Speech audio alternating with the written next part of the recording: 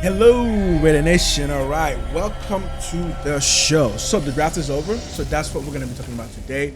Particularly want to focus on two players, Treydan Stukes and Kyron Crawford. His name is hard to pronounce, but those two players I want to focus on. But before we do that, please hit the like, hit the subscribe.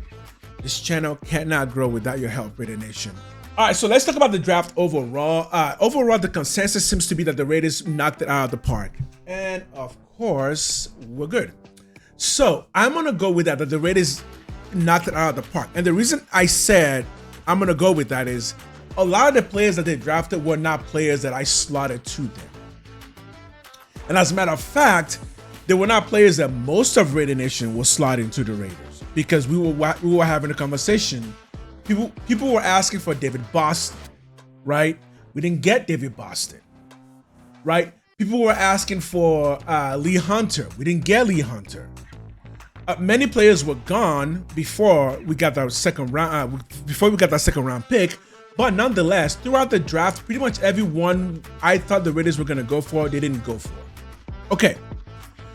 However, by the end of the draft, it started to become pretty clear that the Raiders have something here, because everyone was starting to get excited about what was happening here. From Spytek trading down so many times to end up with, I believe we ended up with 4 more extra picks from trading down, to just players that were a little bit shocking. But then the more you started looking at their traits, you started going, okay, might be interesting. And then Jamon McCoy came along, and then that became really interesting. So what I'm going to do this episode is I am going to break down Treydan Stukes. Is I kind of just want to understand what they're going to bring to the team. That's the idea. What would they bring to Raider Nation in 2026, or maybe beyond? Because as I've said before, this draft had a lot of, okay, can you start right away? From Jamon McCoy to Kyron Crawford, who has only been playing football since his senior year in high school.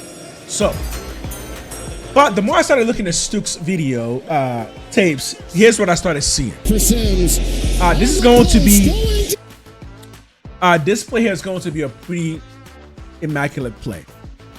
This is one of those. And you'll see why. So this is against Arizona Sun Devil. Okay. So the number one thing to know about Stukes is, if you've looked up any reports on Stukes, is that he doesn't get a lot of penalties. Stukes, he doesn't get a lot of penalties. I believe it was the lowest in penalties in college this past year. And when you look at this play again, you kind of understand why, because this is a high difficulty play. This is an extremely high difficulty play. And the way that his body has to move to adjust to this, to not cause a pass interference, this is elite game playing, right? Yeah, he didn't touch the receiver at all. He didn't touch the receiver at all. Okay. And the more you look, that kind of starts to become the game plan that you're seeing. He's a very technical player. He knows how to position his body just right to make a play. Think of somebody like Gonzalez, who was drafted 2 years ago by New England Patriots. He was said to have had an injury, and yes, a lot of the players that we drafted, at least the first 2 players, the round 2 and round 3 players that were drafted, and round 2 and round 4 players that were drafted are coming out of both are coming from major injuries. So we do need to highlight that. However, the thing with this fella Stukes is that, yeah, this is somebody who can start day one. He's already 25 years old. He's quite a seasoned player, as you can see, right? 2022, that's COVID years, right? This is when players were not able to find places to play. Okay, so 3 games played, 8 tackles, because in COVID years, there weren't a lot of games being played. But you can see from then he's kind of just been bouncing around, and he's been steadily improving ever since. As a matter of fact, there was a particular GM, based on rumors that we've heard, there was a particular GM that said that he believes Stukes is actually the best cornerback safety in this draft. And that's the other thing. Stukes is a three level player. He can play outside corner, inside corner, nickel, and he can play safety. So the question is where we're going to put him. I think safety. I think legitimately safety, not box safety, but actual safety, so that Jeremy Chin can go back to his normal position of box safety, and then Palomar can go to his position of strong safety. But there's another. They did draft a second safety from Arizona that we're gonna get to in another video. So here we got strengths. Team captain, yes, team captain because he's played football for a long time, and he's 25 years old. So he's just generally more mature than everybody else, meaning that he's going to come into a locker room with Nakobe Dean, who's also 25, Quay Walker, who I believe is like 27 or 26. Max Crosby is only 29. So he's going to come to a pretty young, in their prime football team on the defense. Most of Raiders defensive players right now are in their prime. Crosby is in his prime. Quay Walker in his prime. Nakobe Dean is about to start hitting his prime unless he gets injured again. So there's a lot of young, good players in their prime, and Stukes is gonna come straight into something like that. Okay, Ruxin Afirum shows up in pre-snap recognition. So Stukes is known to be very intelligent on the football field. Okay, clearly processes stacked and release routine combinations. So the thing with this fella is, sorry, let me.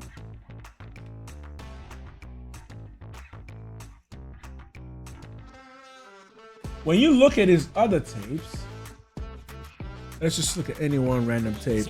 He does seem to be able to read. Look at this one here. He does seem to be able to kind of read what's happening on the field easily. Like he doesn't get out of position a lot.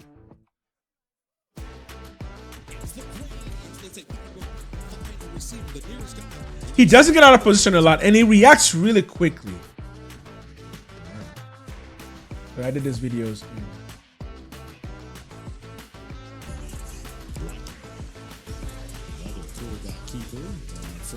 See that? He just kind of seems to know how to react to the ball. Number two. Okay. Doesn't get out of position. Is a good tackler. He was playing nickel that time, right? Yeah. Just generally good positioning. He knows how to position his body really well, and it's the reason why he doesn't get a lot of penalties, right?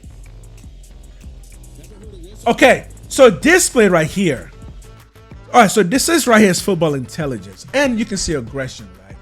In that he's making the tackle, but you can see him here ripping the ball out. Yeah, that's a rip out. Okay. So just football intelligence, knows what to do at any stage of the game.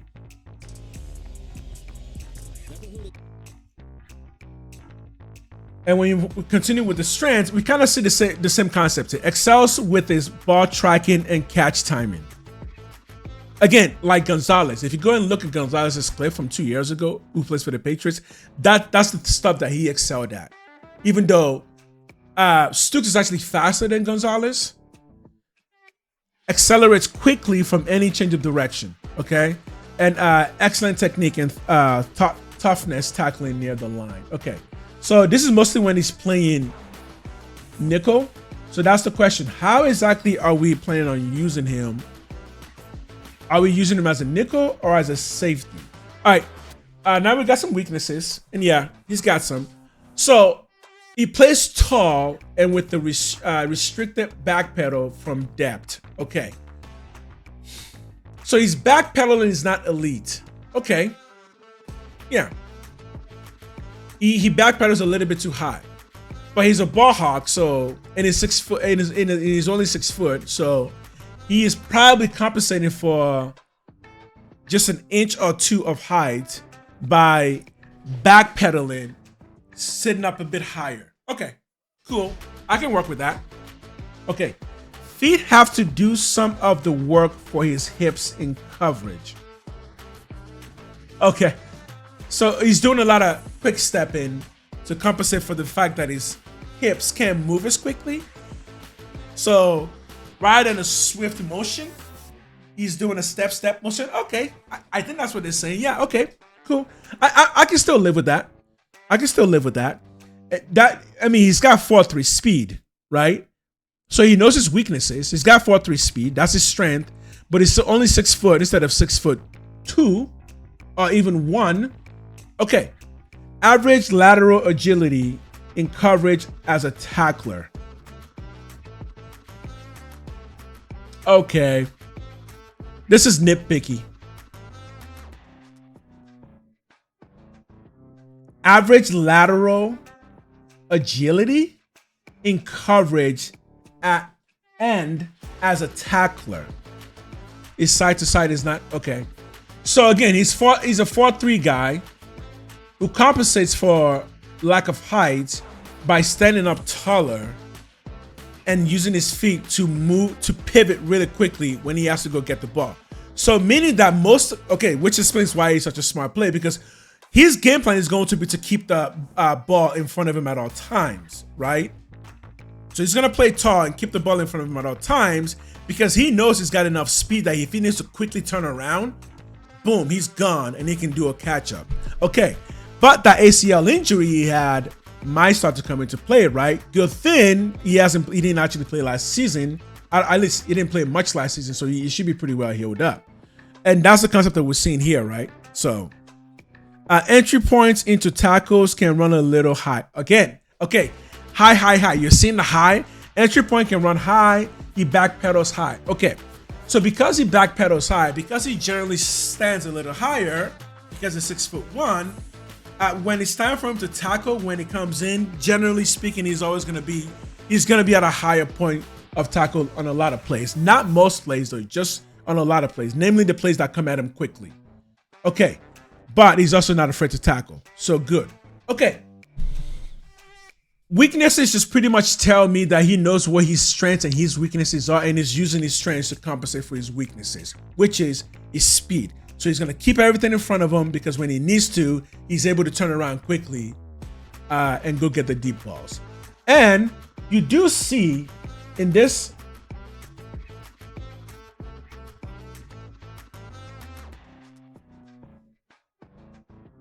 play, actually, let's show this play first.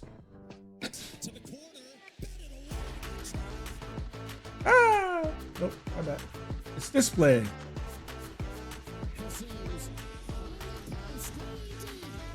Yeah, you can see it. I mean, you can see it. Wait. Okay, let's see. This one gives us a full. So this is him. I want to see his full movement here.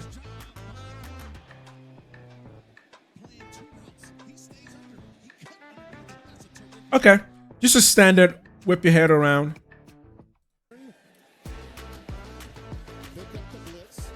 So they say he tackles high. Let's see if he tackles high.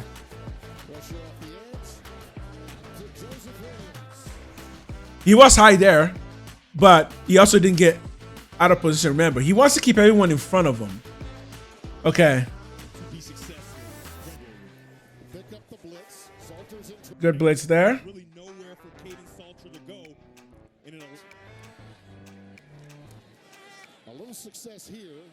There you go.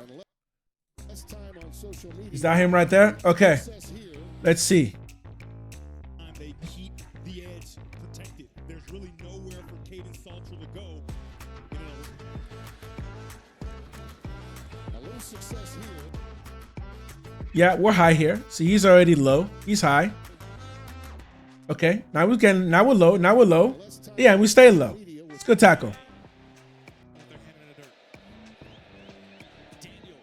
Oh, okay. So this one here.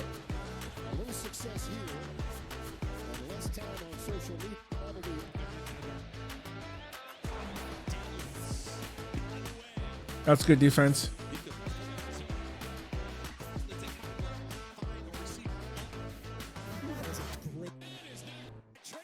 Okay, this play right here.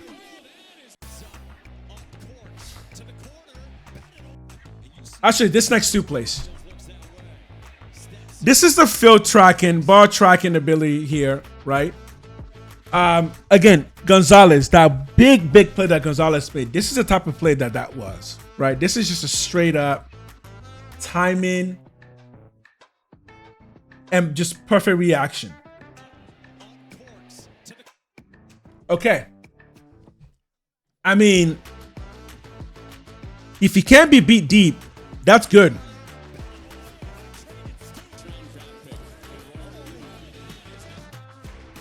Now, okay, so this is a play like this is hard to judge because this does seem like a pretty badly designed play. See? Yeah, boy, he read this really well. He read this so well. And here's why. See, this guy's oh man, he read this too well actually. So right here, there's no indication that this is going to be a pass, but you can already figure that it is. I don't know what this guy's doing. Maybe he was supposed to come out and block because when he came out, he's doing a blocking motion. He's trying to pick out this guy. Okay, that's gonna be rare in the NFL. If he makes a play like that in the NFL, he'll probably make no more than 3 of it in an entire career. That's really rare. Right here, eyes inside, and just his quick trigger. But it is. That was quick. That was quick. And of course, he can tackle.